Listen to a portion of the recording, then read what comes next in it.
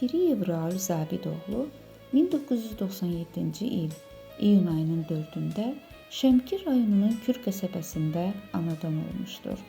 2003-2006-cı illərdə Hacı Zeynalabdin Tağıyev adına Şəmkir rayon Kür qəsəbəsində tam orta məktəbdə, 2006-2015-ci illərdə isə Firuz Bayramov adına Bakı şəhər Sabunçu rayonunun 22 saylı tam orta məktəbində təhsil almışdır.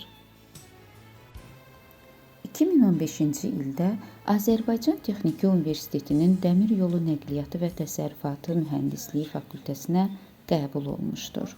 2019-cu ildə universiteti bitirdikdən sonra hərbi xidmətə yollanmışdır.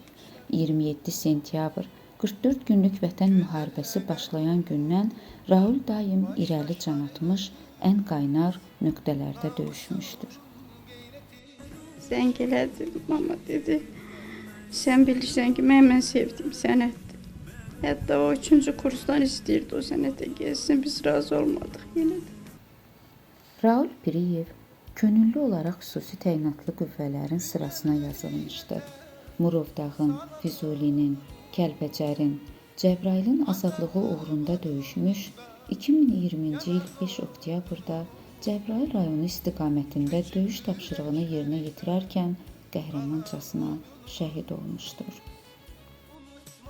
23 illik ömrünə çox şeyləri yerləşdirmişdi Raul. İgidlik, qəhrəmanlıq, qorxmazlıq isə Raulun əbədi olaraq adına yazıldı. Böyüdüyü, addım-addım gəzdiyi, vətənə xidmətə yollanarkən ayaq basdığı küçə Raulun adını daşıyır. Onun adına ucaldılan şəhid bulağı isə neçə-neçə insanların, məktəblilərin, müəllimlərin ziyarət yerinə çevrilib.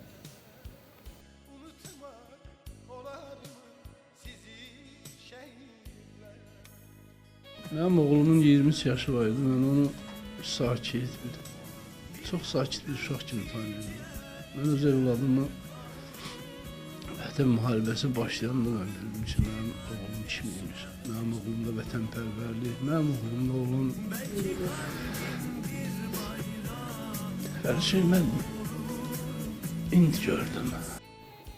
Azərbaycan Respublikasının prezidenti cənab İlham Əliyevin sərəncamına əsasən şəhid Raul Piriyev ölümündən sonra Cəsur Döyüşçü medalı, Vətən müharibəsi iştirakçısı, Kəlbəcərin azad edilməsinə görə, Cəbrayılın azad edilməsinə görə, Xocavəndin azad edilməsinə görə, şücaətə görə, Füzulinin azad olunmasına görə, döyüşdə fərqlənməyə görə, Vətən uğrunda medalları ilə Azərbaycan bayrağı ordeni ilə təltif edilmişdir.